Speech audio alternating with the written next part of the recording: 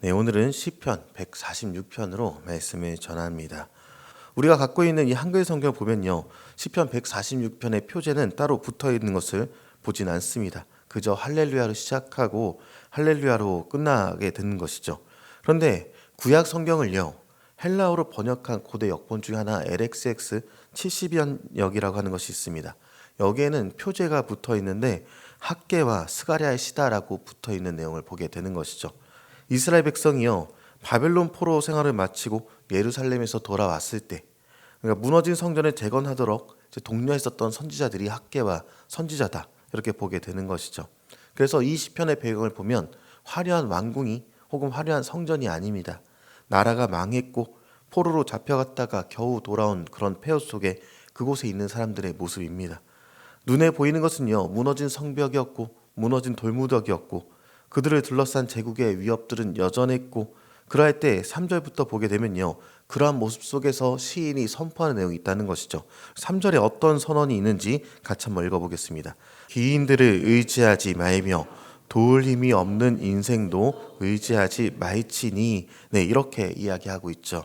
우리는 살아가면서 끊임없이 많은 줄들을 찾아냅니다.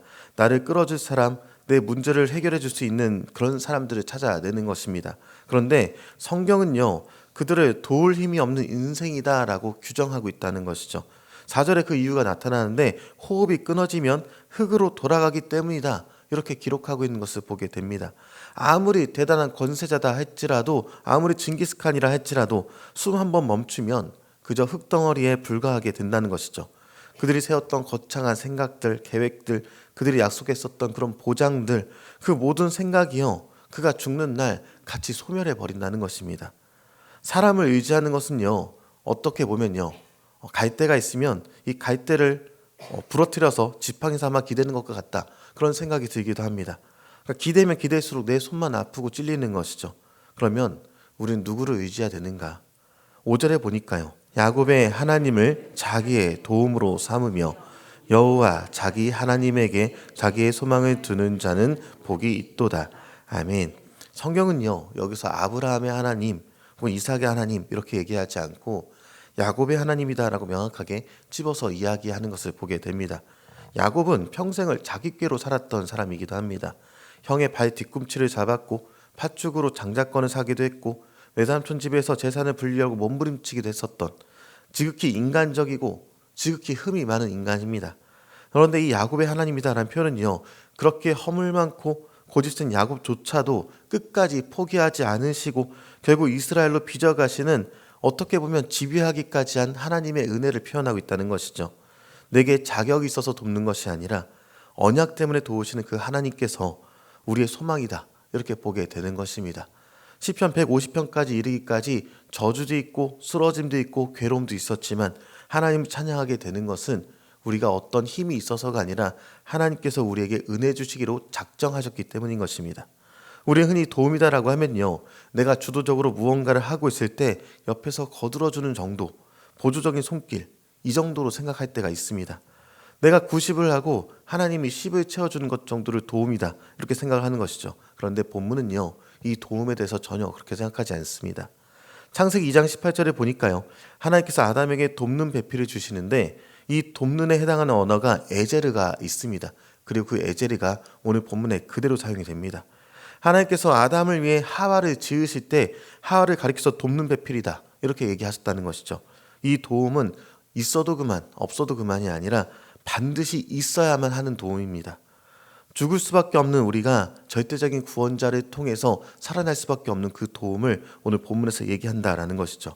그래서 시편 146편의 이 시인은요, 야곱의 하나님을 자기의 도움으로 삼는다라고 고백할 때 하나님, 제 사업을 조금만 도와주십시오, 이 정도의 기도가 아니라 하나님, 주님께서 안 계시다면, 하나님이 아니시라면 저는 죽습니다라고, 하나님만이 나의 유일한 생명줄입니다, 전쟁터 같은 이 세상에서 나를 살리실 유일한 구원자이십니다, 그렇게 절박하고도 절대적인 신앙 고백이 된다, 이렇게 보게 되는 것입니다. 사람인 귀인들의 도움은 어쩌면 액세서리들일 수도 있습니다. 있으면 좋지만 없어도 사는데 지장은 없습니다. 그리고 결정적인 순간에 사라지게 되죠. 그러나 하나님의 이 도움은요, 산소호흡기와 같다라고 보게 되는 것입니다. 끊어지면 죽는 것이죠.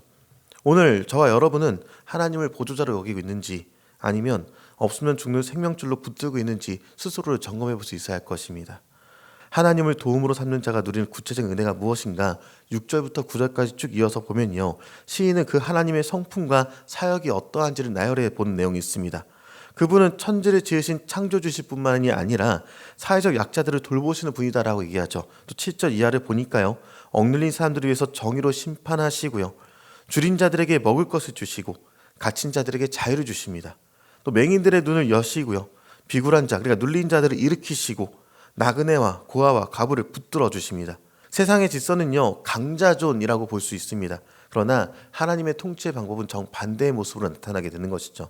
세상은 악인들이 잘 되는 것 같지만 9절 하반절을 보니까요. 악인들의 길은 굳게 하신도다라고 하나님은 역사를 바로잡으시는 분이다라고 분명하게 말씀하고 있다는 것이죠. 그리고 시편 146편이 우리에게 어떻게 읽혀지는지를 보도록 하겠습니다. 이 시편을 쓰고 처음 읽었던 독자들은요. 메시아를 기다리면서 이 시편을 불렀지만 과연 누가 맹인의 눈을 뜨게 하는가, 누가 갇힌 자를 자유게 하는가 이렇게 불렀지만 시간이 흘러서 마태복음 11장 3절에 보니까요. 감옥에 갇힌 세례 요한이요. 제자들을 예수님께 보내어서 물어보는 장면이 있습니다. 오실 그이가 당신입니까?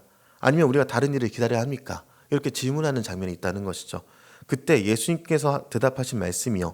오늘 본문 시편 146편하고 이사야 61장의 성취인 대답을 그대로 전달해 주십니다. 예수님께서 대답하시면서요. 너희가 가서 듣고 보는 것을 요한에게 알리되라고 말씀하시면서요. 맹인이 보고 못 걷는 사람이 걷고 나병 환자가 깨끗함을 받고 못 듣는 자가 듣고 죽은 자가 살아나고 가난한 자에게 복음이 전파된다라고 말씀하라 이렇게 전달하셨다는 것이죠. 세상의 귀인들은 호흡이 끊어지면 흙으로 돌아가 소멸합니다. 그러나 참된 왕이신 이 예수 그리스도께서는요. 십자가에서 호흡이 끊어지셨지만 흙 속에 머물지 않으시고 3일 만에 부활하셔서 우리를 구원에 이르게 하셨다는 것이죠. 그분은 죽음을 이기셨기 때문에 우리의 영원한 도움이 되실 수 있게 되었습니다. 세상 권력자들의 약속은요. 그들의 죽음과 함께 끝난다라고 말씀을 드렸습니다. 그러나 부활하신 예수님의 통치는 영원하다라는 것입니다. 10절은 외칩니다. 시온아 여호와는 영원히 다스리시고 내 하나님은 대대로 통치하시리로다. 할렐루야. 아멘. 우리의 현실이요. 학개와 스가랴의 그 선지자 때처럼 무너진 그 돌무더기 같을지라도 낙심치 않게 되길 바랍니다. 흙으로 돌아갈 인생들을 의지하며 기웃거리지 말고요. 우리의 진정한 도움자, 우리의 돕는 자, 예수 그리스도께서 지금도 살아서 우리를 통치하심을 믿고 따르시길 바랍니다. 그분은 우리의 눈을 뜨게 하시고 굽어있는 우리의 삶을 그대로 온전히 펴주실 것입니다.